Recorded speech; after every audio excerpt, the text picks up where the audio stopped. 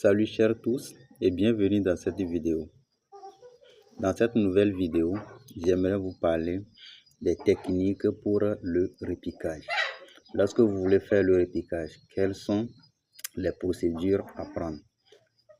Pour ceux qui ne me connaissent pas, je suis coach David Folly, formateur en agroécologie, coach en entrepreneuriat agricole et technicien en irrigation. Donc si vous êtes dans les besoins tels que l'installation des fermes intégrées, ou bien l'installation des systèmes d'irrigation, ou bien la rédaction des projets, vous pouvez me contacter au plus 226 06 36 09 14 ou plus 228 97 03 75 24. Ok, ce qu'il faut savoir pour ce qui concerne la pépinière, il faut noter qu'il y a des étapes à suivre. Donc, avant de faire le repiquage, vous devez d'abord disposer des plants qui sont prêts à être repiqués. Et on se dit que vous avez fait des pépinières qui comptent, par exemple, si c'est l'oignon, 45 à 55 jours. Si c'est le chou, 25 à 40 jours. Si c'est la tomate, 25 à 40 jours. Si c'est le poivron, 30 à 45 jours. Si c'est le piment, 45 à 60 jours. Si c'est la laitue, 20 à 25 jours. Donc, on se dit que vous avez eu des plants qui ont passé cette durée en fonction de la pépinière que vous avez eu à faire et que maintenant vous voulez faire le repiquage. Ce qu'il faut savoir, c'est que avant de faire le repiquage, il va falloir disposer d'un site pour la production. Et si on parle de site de production, c'est là où vous voulez faire la production. On se dit que vous avez fait l'aménagement. Si c'est les planches, vous avez déjà fait des planches.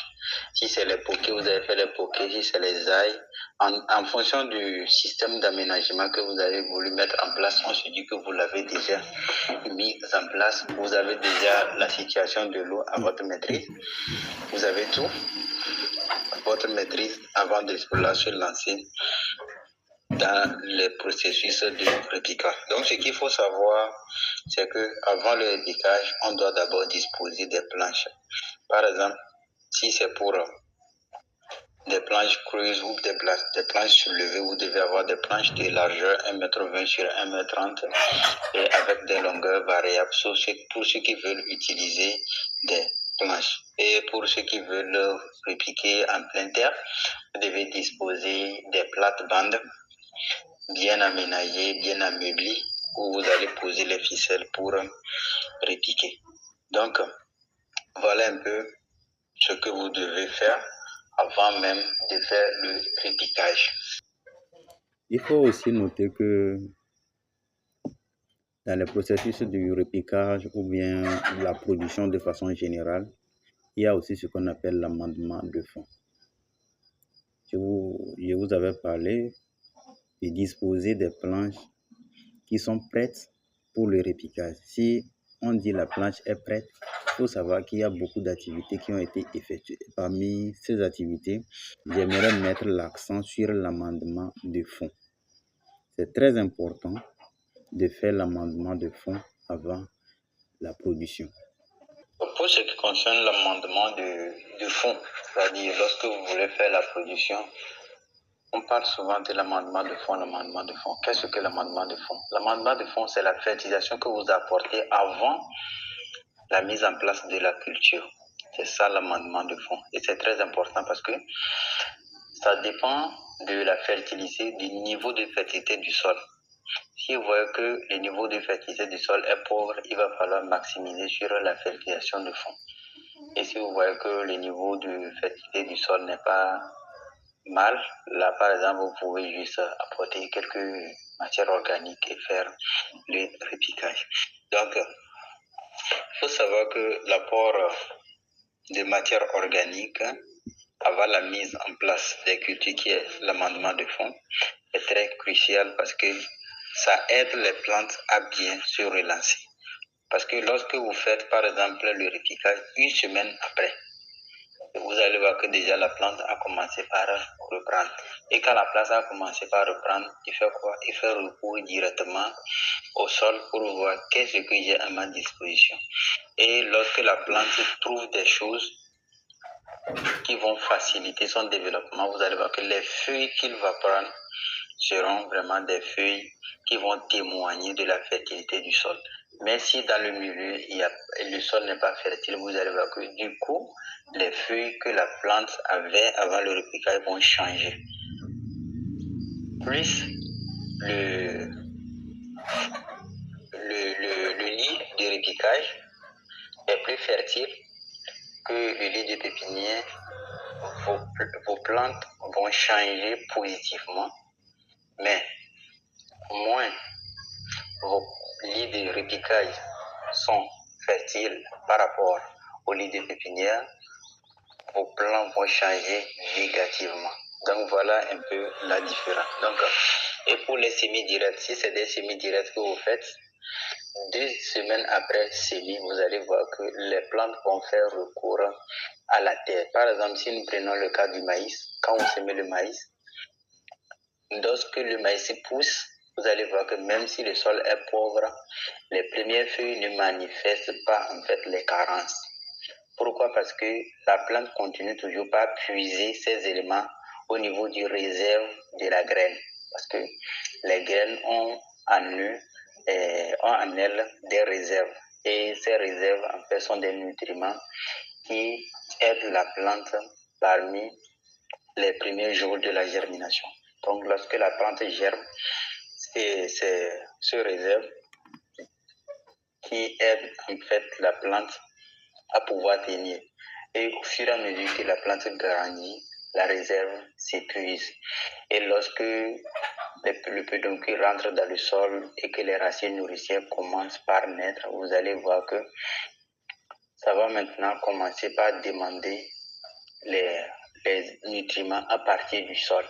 Et quand la plante fait recours au sol et qu'il voit qu'il n'y a rien dans le sol, c'est là le message est relaté au niveau des feuilles et les feuilles manifestent maintenant l'état de fertilité de votre sol. Vous allez voir, en fonction du délévement qui manque dans le sol, le symptôme se présente au niveau des feuilles. Donc si c'est le potasse qui manque, vous allez voir comment cela va se manifester. Si c'est l'azote qui manque, vous allez voir comment ça va se manifester. Si c'est le phosphore qui manque, comment ça va se manifester. Mais c'est la carence en azote qui se manifeste le plus vite possible. Parce que quoi? C'est ça qui est source en fait de la croissance de la plante. Et quand il n'y a pas ça, vous allez voir que d'abord la plante perd sa verdure et la croissance ralentit. C'est pourquoi il est important de toujours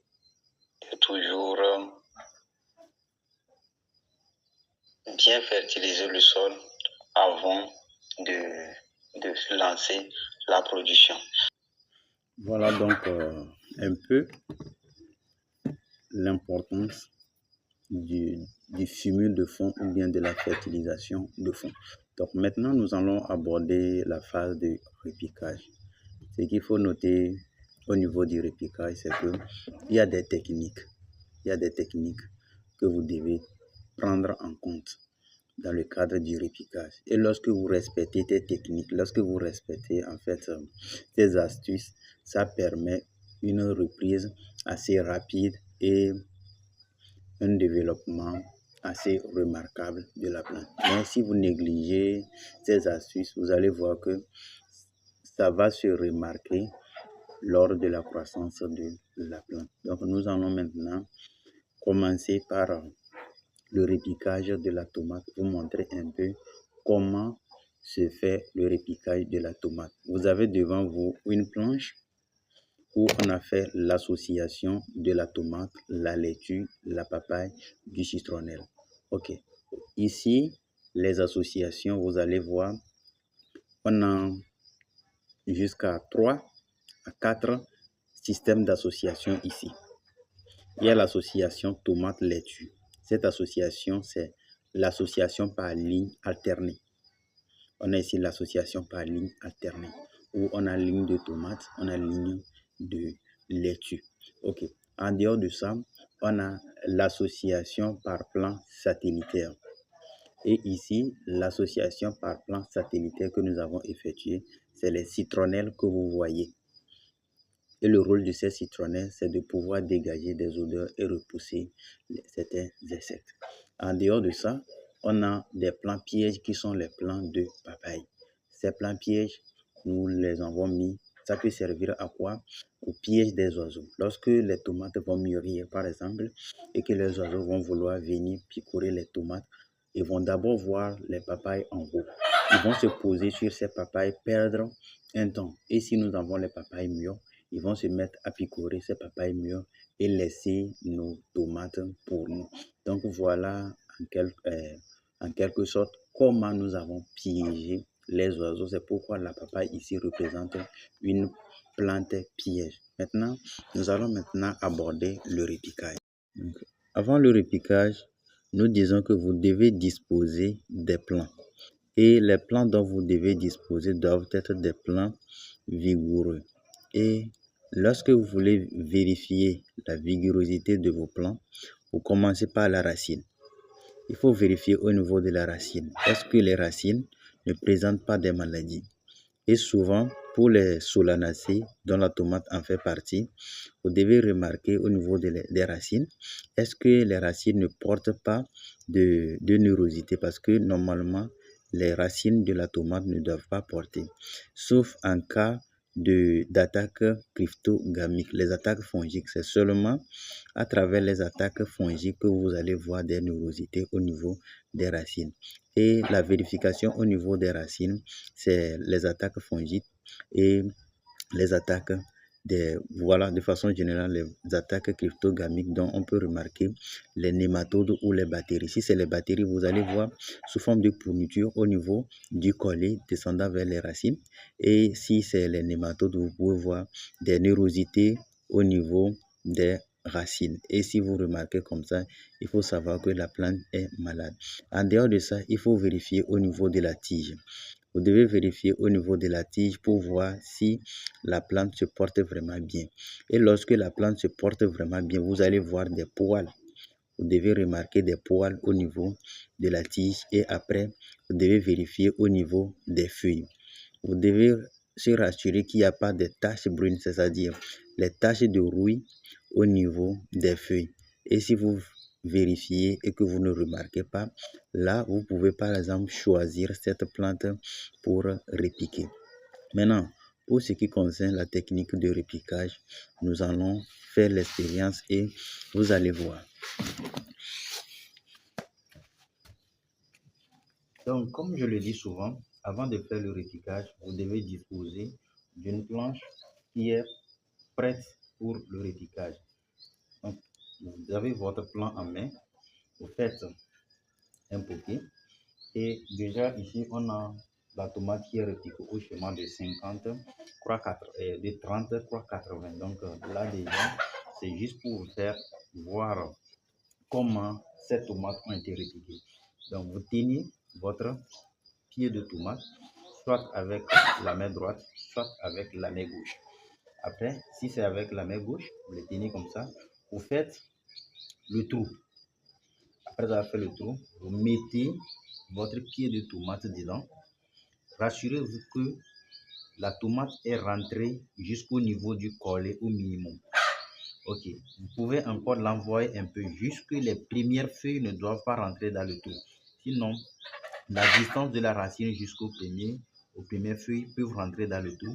Ça permet à ce que lorsque vous repiquez, vous allez voir que des nouvelles racines nourricières vont naître sur le long de la tige, de la racine, du collet jusqu'au niveau de la première feuille. Je ne parle pas des vraies feuilles, les premières feuilles qui sortent dès la germination.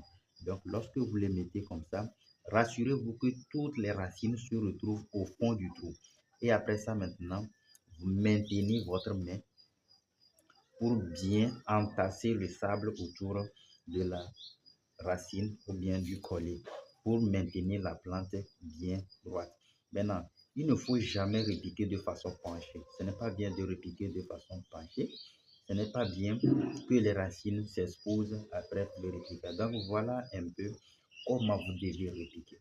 Et dès que vous finissez de répliquer, il va falloir que vous arrosez.